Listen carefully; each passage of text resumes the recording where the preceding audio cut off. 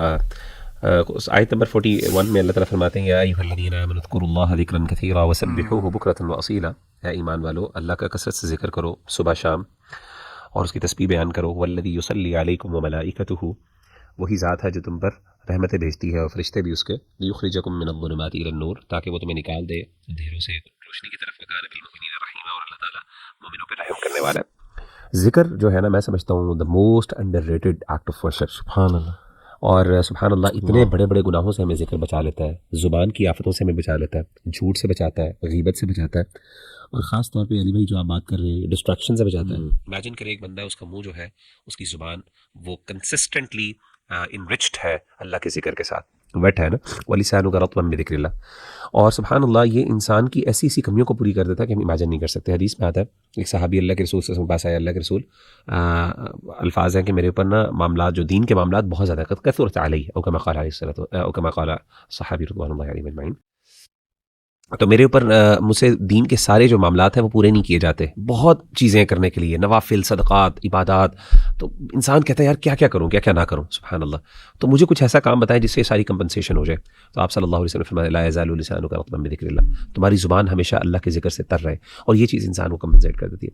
اسی طریقے سے سبحان اللہ میں فار ایگزامپل دیکھتا ہوں، جیسے کہ حدیث میں آتا ہے مشہور دجال کے دور میں آپ صلی اللہ علیہ وسلم نے فرمایا تھا کہ وقت آئے گا قحط سالی آئے گی بہت زیادہ. صحابہ نے پوچھا اللہ کے رسول صلی اللہ علیہ وسلم مسلمان یہ مومن کیسے سروائیو کریں گے؟ آپ نے فرمایا اللہ اکبر، تحمید، تکبیر، یہ ان کا رزق بن جائے گا، یعنی یہ ہماری فزیکل نیڈس کو پورا کر دیتے ہیں. اسی طریقے سے سبحان اللہ ایک اور حدیث سے مجھے، اگرچہ حدیث میں ضعف ہے لیکن معنی بڑا زبردست ہے اس کے اندر، اور وہ واقعی مطلب دیگر ایویڈنسز، جنرل ایویڈنسز یہ چیز ثابت ہوتی ہے کہ جنت کے اندر انسان کو کوئی حسرت نہیں ہوگی. اگر حسرت ہوگی تو صرف اس بات پہ حسرت ہوگی کہ وہ کچھ لمحات جو دنیا کے اندر میں اللہ کا ذکر کر سکتا تھا میں نے ذکر نہیں کیا. اور میں سمجھتا ہوں کہ انسان کی فوکس کے لیے، ڈسٹریکشن سے بچنے کے لیے، انسان کے راہ راست پہ رہنے کے لیے، اور انسان کی بڑے بڑے گناہوں سے بچنے کے لیے ذکر جو ہے نا اللہ کا. اور سب سے بڑی بات ہے میں نے یہ دیکھا کہ جو بندہ جو ذکر کرتا ہے نا وہ کم بولتا ہے، کیونکہ اس کا زبان ذکر کے اندر مشغول ہوتی ہے، وہ کم بولتا ہے، اس سے اس کی وجاہت، اس سے وہ غلطیاں کم کرتا ہے. اگین بات زبان وہ ہے نا اتنی بڑی بات ہے. اور پھر وہ ذکر جو ہے سبحان اللہ، جب امیجن کرے اللہ اکبر سبحان اللہ ایک انسان کنسسٹنٹلی کہہ رہا ہے، اور اس کے ساتھ کوئی بھی گناہ آ گیا، جیسے یہ ڈسٹریکشن صاحب بتا رہے ہیں کہ یونیورسٹی کے اندر، کالجز کے اندر خواتین ہیں ساری، امیجن کرے ایک بندے کے منہ پہ استغفار چل رہا ہو، استغفر اللہ، اللہ اکبر سبحان اللہ والحمد للہ، تو سامنے سے جب خواتین گزر رہی ہوں گی ڈیفینیٹلی اس کو حیا اور شرم آئے گی، یہ چیز اس کو بجائے گی. آپ دیکھیں ان الصلاۃ تنہی عن الفحشاء والمنکر، یہاں پہ اللہ نے کیا کی بڑی کمال کیا ہے، بے شک نماز فحاشی سے اور برائی سے، برائی کے اندر فحاشی شامل ہے لیکن فحاشی کو الگ سے اس لیے ذکر کیا اس کی بڑائی کی وجہ سے، اس کی گریوٹی کی وجہ سے.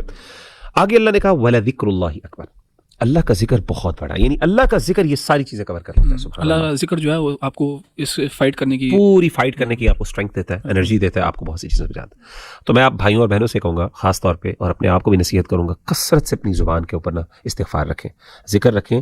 اور اس کا سب سے بڑا فائدہ پتہ کیا ہے؟ خاتمہ بالخیر.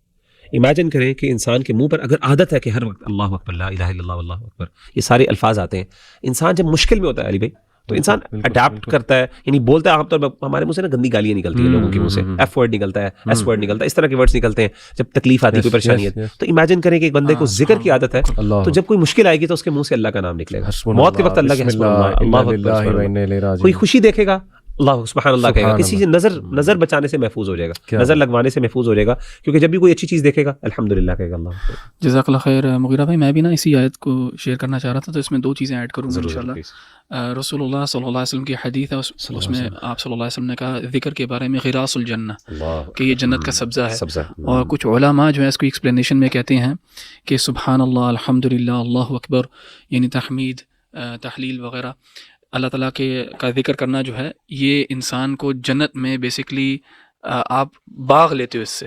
یعنی اگر آپ 100 دفعہ سبحان اللہ کہتے ہو تو ہر سبحان اللہ کے اوپر اللہ تعالیٰ آپ کو ایک چھوٹا سا باغ دیتا ہے جنت کے اندر. ریل اسٹیٹ کتنی مہنگی چیز ہے اس دنیا کے اندر، ہاں، اور اس دنیا میں کتنا مہنگا ہے کہ لوگ جو ہے صحیح زندگی جو ہے 10 مرلے یا 1 کنال کا پلاٹ ان کو نصیب ہوتا ہے، لیکن اللہ سبحانہ و تعالیٰ نے اتنا آسان کیا ہوا ہے یہ عمل. لیکن اس کے برعکس جو ہے سورہ زخرف کی آیت ہے وَمَن يَعْشُ عَن ذِكْرِ الرَّحْمَنِ نُقَيِّضْ لَهُ شَيْطَانًا فَهُوَ لَهُ قَرِينٌ. اللہ تعالیٰ کہتے ہیں جو اللہ تعالیٰ کے ذکر سے ہٹتا ہے، اللہ تعالیٰ کے ذکر سے دور ہوتا ہے، اللہ تعالیٰ کے ذکر سے اعراض کرتا ہے، تو اللہ کیا کرتے ہیں نُقَيِّضْ لَهُ شَيْطَانًا فَهُوَ لَهُ قَرِينٌ، تو اس کے ساتھ ایک شیطان لگا دیتے ہیں، وہ اس کا قرین بن جاتا ہے، وہ اس کا جو ہے ایک لحاظ سے دوست بن جاتا ہے، اس کو وسوسہ دیتا ہے. تو ذکر جو ہے اگر وہ نہیں ہوگا، یعنی عدم الذکر جو ہے وہ شیطان کے لیے آسانی ہو جاتی ہے کہ انسان کے اوپر وار کرے. تو وہی آپ کی والی بات ساری جو ہم باتیں اپنی کنیکٹ کریں، تو اگر حل کسی چیز کا ہے تو اللہ تعالیٰ کے ذکر کے اندر ہے، اور نماز کو بھی اللہ تعالیٰ کا ذکر ہی قرار دیا ہے.